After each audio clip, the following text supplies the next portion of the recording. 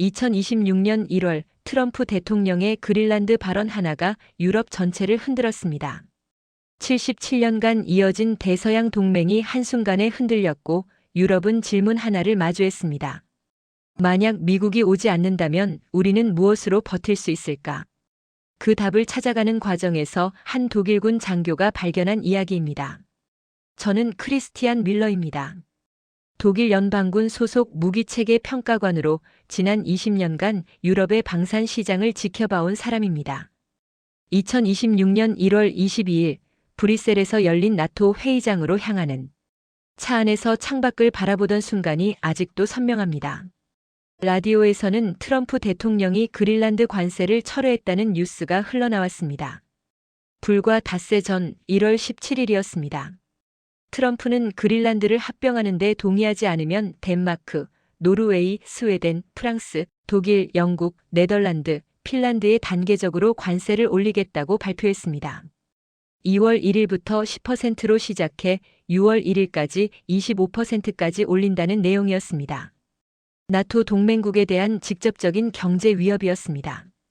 77년간 이어진 대서양 동맹의 근간을 흔드는 발언이었습니다. 회의실에선 장관들이 긴급 대책을 논의했고 시장에선 1조 3천억 달러가 증발했습니다. 그 순간 느꼈던 감정을 뭐라 표현해야 할까요? 배신감이라고 하기엔 너무 복잡했고 분노라고 하기엔 너무 차가웠습니다.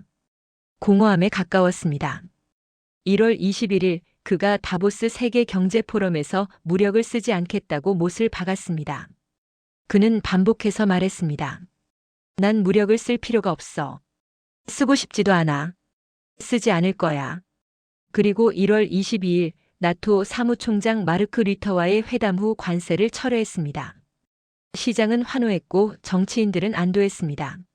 나스닥은 역대급 상승을 기록했습니다. 하지만 저는 달랐습니다. 그날 회의장으로 가는 차 안에서 생각했습니다. 만약 그가 마음을 바꾸지 않았다면 어떻게 됐을까?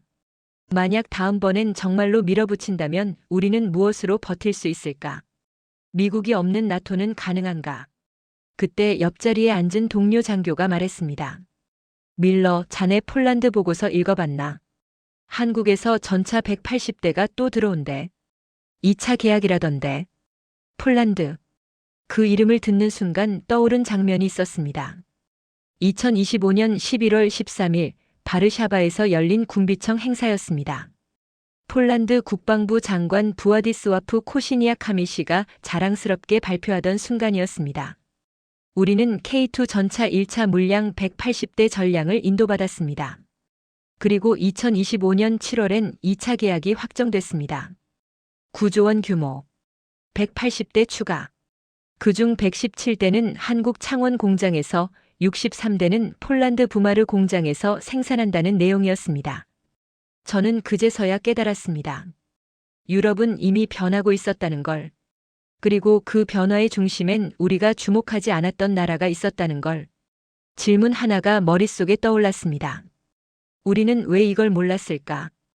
회의가 끝나고 저는 사무실로 돌아와 폴란드 관련 자료를 모두 모아 읽기 시작했습니다. 2022년 2월 24일 러시아가 우크라이나를 침공했습니다. 폴란드는 즉각 반응했습니다. 3월 그들은 2035년까지 GDP 대비 5%를 국방비로 쓰기로 결정했습니다. 나토 평균인 2%의 2배 반이 넘는 수치였습니다.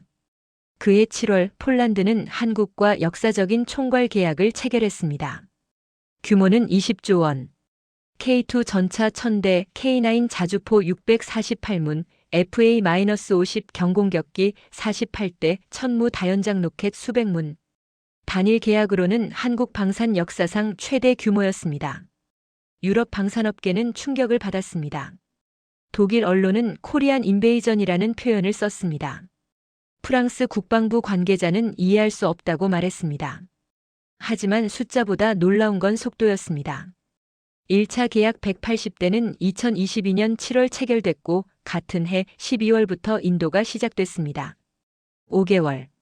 그리고 2025년 11월까지 전량 인도가 완료됐습니다. 총 3년 4개월.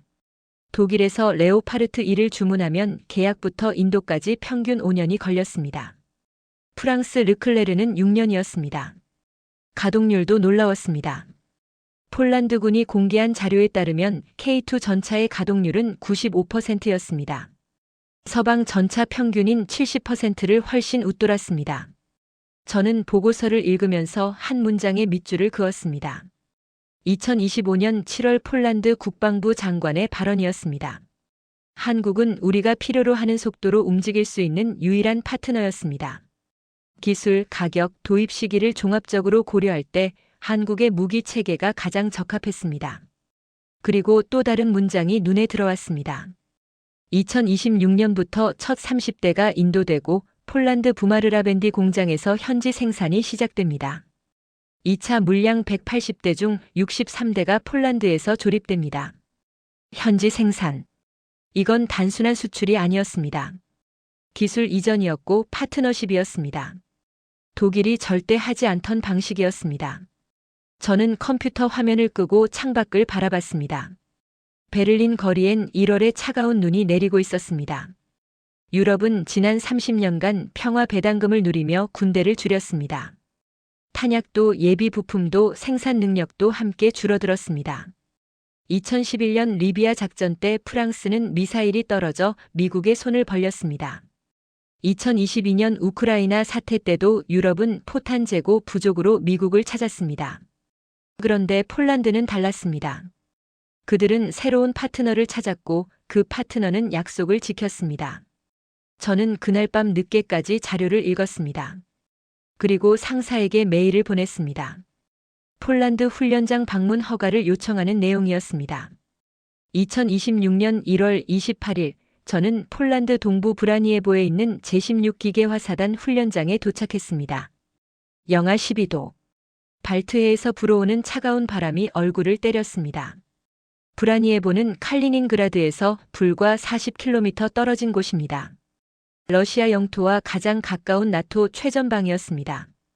훈련장 입구에서 폴란드군 장교가 저를 맞았습니다. 그는 웃으며 말했습니다.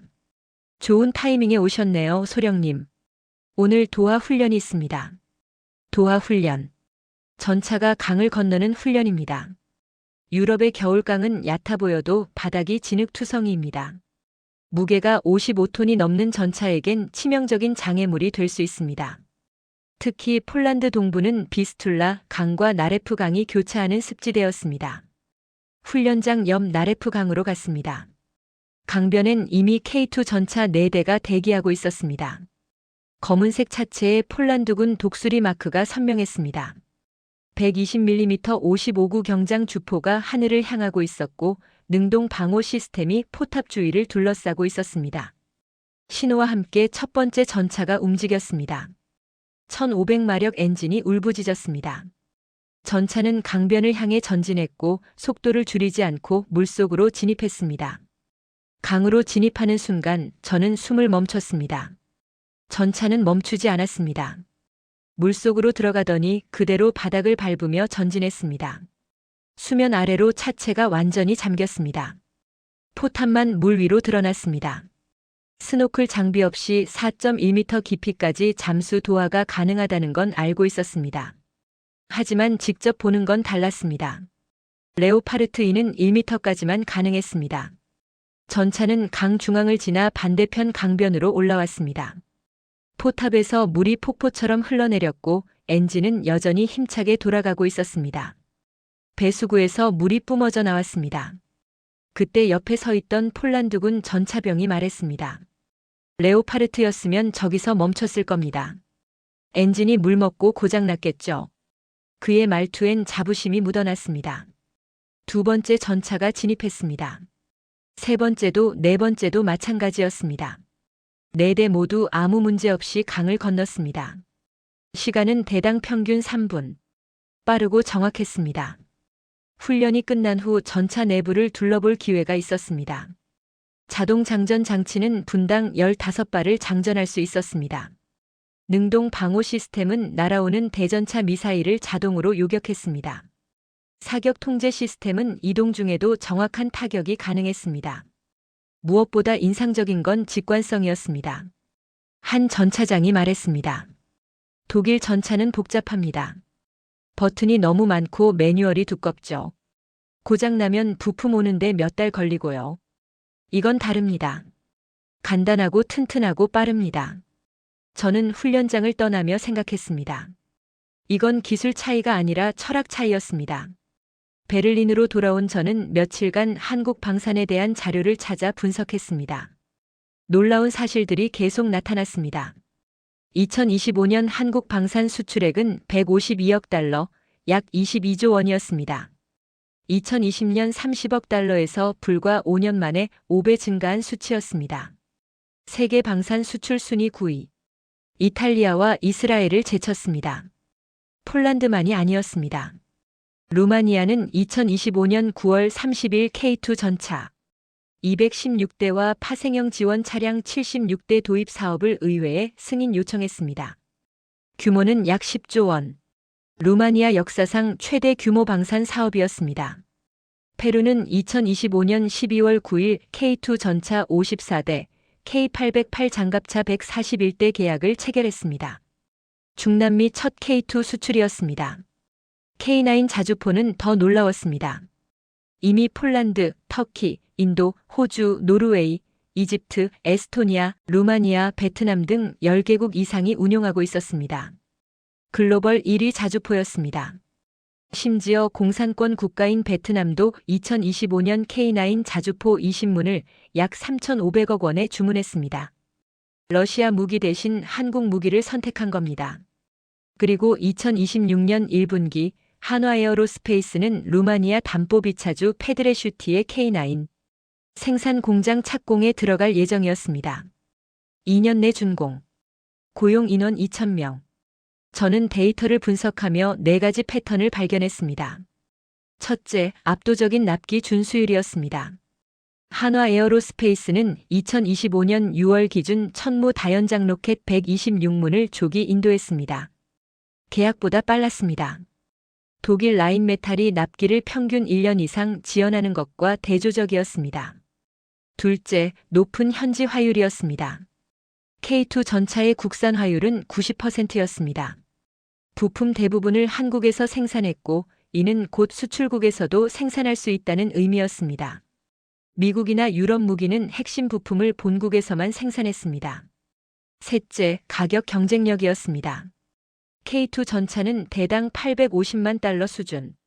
독일 레오파르트 EH7이 1200만 달러, 미국 M1A SEPB3가 1000만 달러인 것과 비교하면 30% 이상 저렴했습니다. 성능은 동등하거나 우수한데 가격은 낮았습니다. 하지만 가장 중요한 건 네 번째였습니다. 정치적 조건이 없었습니다. 미국 무기를 사면 미국 외교 정책을 따라야 했습니다. 독일은 수출 승인에 의회 동의가 필요해 몇 달이 걸렸습니다. 프랑스는 기술 이전을 절대 허용하지 않았습니다. 한국은 달랐습니다.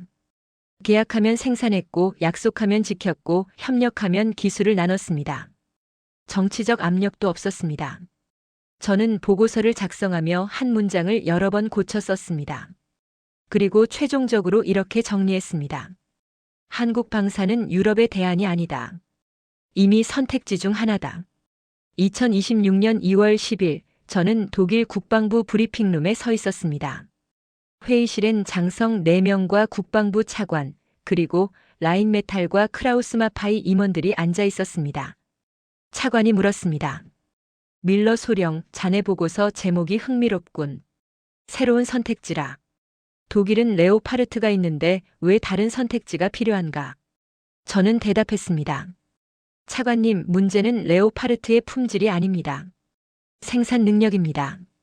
라인메탈의 연간 전차 생산 능력은 현재 30대 수준입니다.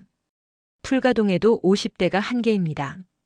폴란드가 필요로 하는 1000대를 만들려면 20년에서 30년이 걸립니다. 한국 현대로템은 연간 120대를 생산하고 있고 필요하면 150대까지 늘릴 수 있습니다. 폴란드는 3년 만에 180대를 받았습니다. 우리라면 6년이 걸렸을 물량입니다. 라인메탈 임원이 끼어들었습니다. 그건 품질을 희생한 결과 아닙니까? 저는 슬라이드를 넘겼습니다. 아닙니다. 가동률 95%입니다. 레오파르트 2의 독일군 내 가동률은 70%입니다. 폴란드군은 K2를 칼리닌그라드 인근 브라니에보에 배치했습니다. 러시아와 가장 가까운 최전방입니다. 만약 품질에 문제가 있었다면 그런 선택을 하지 않았을 겁니다. 회의실이 조용해졌습니다. 저는 계속했습니다. 더 중요한 건 이겁니다. 2025년 6월 나토 헤이그 정상회의에서 동맹국들은 2035년까지 GDP 대비 5% 국방비 목표를 확정했습니다. 현재 2%의 2배 반입니다. 유럽연합은 SAFE 기금으로 1,500억 유로 약 250조 원을 방산에 투입하기로 했습니다. 수요는 폭발할 겁니다. 전차만 해도 유럽 전체에서 향후 10년간 2,000대 이상이 필요합니다. 하지만 우리 생산 능력은 연간 100대가 한계입니다. 그 격차를 누가 채울까요? 차관이 말했습니다. 유럽 방산업체들이 생산 라인을 늘리면 되지 않나. 시간이 걸립니다, 차관님. 새 공장을 짓는데 3년, 생산 라인을 안정화하는데 2년. 최소 5년입니다. 그 사이 러시아는 기다려주지 않습니다. 폴란드를 보십시오. 그들은 기다리지 않았습니다. 즉시 움직였고 3년 만에 360대를 확보했습니다. 2026년엔 자국에서 생산을 시작합니다. 그때 한장성이 물었습니다. 그럼 자네 제안은 정확히 뭔가? 저는 마지막 슬라이드를 넘겼습니다. 한국과의 전략적 협력 확대입니다. 폴란드처럼 현지 생산을 조건으로 기술 이전을 받는 겁니다. 우리 방산 기업들이 한국 기업과 합작해 생산 능력을 신속히 키우는 겁니다. 이건 대안이 아닙니다, 차관님. 이건 이미 유럽 여러 나라가 선택하고 있는 현실입니다. 회의는 2시간 넘게 이어졌습니다. 2026년 3월 15일 저는 서울 인천공항에 내렸습니다. 독일 국방부가 한국 방위사업청과의 협의를 추진했고 저는 실무 대표단으로 동행했습니다. 다음 날 오전 우리는 경남 창원에 있는 현대로템 공장을 방문했습니다. 공장 규모에 먼저 놀랐습니다. 축구장 15개를 합친 크기였습니다. 생산 라인엔 K2 전차가 단계별로 조립되고 있었습니다. 차체 용접, 포탑 결합, 엔진 장착, 전자장비 통합. 담당자가 설명했습니다. 현재 연간 생산 능력은 120대 수준입니다. 3교대 풀가동하면 150대까지 가능합니다. 폴란드향, 페루향, 루마니아향을 동시에 생산하고 있습니다. 독일 전체 생산 능력의 5배였습니다. 그리고 폴란드향 K2PL 전차를 받습니다. 폴란드군 요구사항에 맞춰 개량한 모델이었습니다.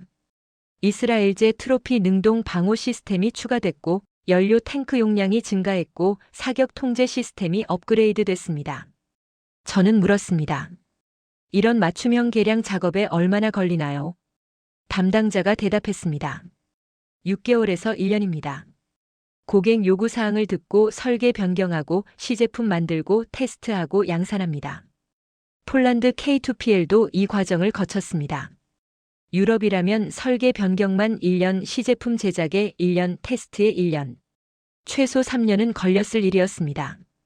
오후엔 서울 용산에 있는 방위사업청으로 이동했습니다. 대회의실에서 한국 측 관계자들을 만났습니다. 방사청장, 현대로템 사장, 한화에어로스페이스 임원들이 함께했습니다. 한국 측 대표가 말했습니다. 우리는 단순히 무기를 파는 게 아닙니다. 장기적인 파트너십을 만드는 겁니다. 그는 루마니아 사례를 설명했습니다. 한화에어로스페이스는 루마니아의 K9 자주포 생산 공장을 짓고 있었습니다. 투자액만 수천억 원. 완공 시 일자리는 2,000명 규모였습니다. 루마니아 업체들과 협업해 현지 공급망을 구축하는 중이었습니다. 폴란드도 마찬가지였습니다. 부마르 공장에서 K2 전차 63대를 조립하고 앞으로 더 많은 물량을 현지에서 생산할 계획이었습니다. 그리고 이렇게 덧붙였습니다. 이건 판매가 아닙니다. 함께 만드는 겁니다. 여러분 나라의 방산 기반을 함께 키우는 겁니다. 그 말이 계속 맴돌았습니다. 저녁 식사 자리에서 저는 물었습니다. 왜 이렇게까지 하십니까? 기술 이전하고 현지 공장 짓고 장기적으론 경쟁자를 키우는 것 아닙니까? 현대로템 사장이 웃으며 대답했습니다. 밀러 소령님, 우리는 70년 전엔 아무것도 없었습니다. 1953년 휴전 당시 한국은 세계 최빈국 중 하나였습니다. 지금 우리가 가진 모든 기술은 협력으로 얻은 겁니다. 미국에서 배웠고 독일에서 배웠고 러시아 기술도 연구했습니다. 이제 우리가 돌려줄 차례라고 생각합니다. 그날 밤 호텔 방에서 저는 오랫동안 잠들지 못했습니다. 독일로 돌아온 후 3개월이 흘렀습니다. 2026년 6월 16일 유럽 최대 방산 전시회 유로사토리가 파리 노르 빌팽트 전시장에서 개막했습니다. 저는 개막 첫날 한국관을 찾았습니다. 규모가 압도적이었습니다. 전시장 중앙홀 전체를 차지하고 있었습니다. 현대로템, 한화에어로스페이스, LI진엑스원, 한국항공우주산업, 4개 대형 방산 기업이 거대한 부스를 운영하고 있었습니다. K2 전차 실물이 조명을 받으며 전시돼 있었고 K9 자주포 모형이 360도 회전 무대 위에 있었고 천무 다연장 로켓 실사격 영상이 대형 스크린에서 재생되고 있었습니다. KF-21 보람의 전투기 모형도 천장에 매달려 있었습니다. 부스엔 사람들로 북적였습니다. 폴란드 장교들, 루마니아 관계자들, 노르웨이 구매단, 스페인 국방부 직원들, 심지어 사우디아라비아와 UAE 대표단까지 왔습니다. 한 루마니아 국방부 관계자가 현대로템 직원과 진지하게 이야기하고 있었습니다. K2 전차 216대 계약은 언제쯤 최종 체결됩니까? 직원이 대답했습니다. 루마니아 의회 승인이 나오는 대로 즉시 진행 가능합니다. 빠르면 2026년 하반기, 늦어도 2027년 1분기입니다. 첫 인도는 2028년부터 시작할 수 있습니다. 옆에선 스페인 국방부 관계자가 K9 자주포 브로셔를 들고 있었습니다. 스페인은 자주포 128문 도입을 검토 중이었고 사업 규모는 최대 8조 원에 달했습니다. 스페인은 아직 한국산 무기를 도입한 적이 없었습니다. 저는 부스를 천천히 돌아보며 깨달았습니다. 이건 더 이상 실험이 아니었습니다. 폴란드의 선택은 예외가 아니라 시작이었습니다. 나토는 2035년까지 GDP 대비 5% 방위비를 목표로 했습니다. 유럽연합은 SAFE 기금 1,500억 유로를 확정했습니다. EU는 2030년까지 유럽산 무기 비중을 50%로 늘리겠다고 했지만 현실은 달랐습니다. 유럽 방산업체들은 수요를 감당할 수 없었습니다. 한국은 그 틈을 정확히 비집고 들어왔습니다. 그날 저녁 파리 센 강변의 한 카페에서 폴란드 장교를 만났습니다. 1월에 브라니에보 훈련장에서 봤던 그 전차병이었습니다. 그가 말했습니다. 밀러 소령, 우리 3차 계약도 곧 체결됩니다. 또 180대요. 2027년까지 총 540대를 확보하게 됩니다. K2 전차가 1000대면 폴란드는 유럽 최대 전차 보유국이 됩니다. 러시아보다 많을 겁니다. 그게 10년 안에 가능할 줄 누가 알았겠습니까? 저는 카페 창밖을 바라봤습니다.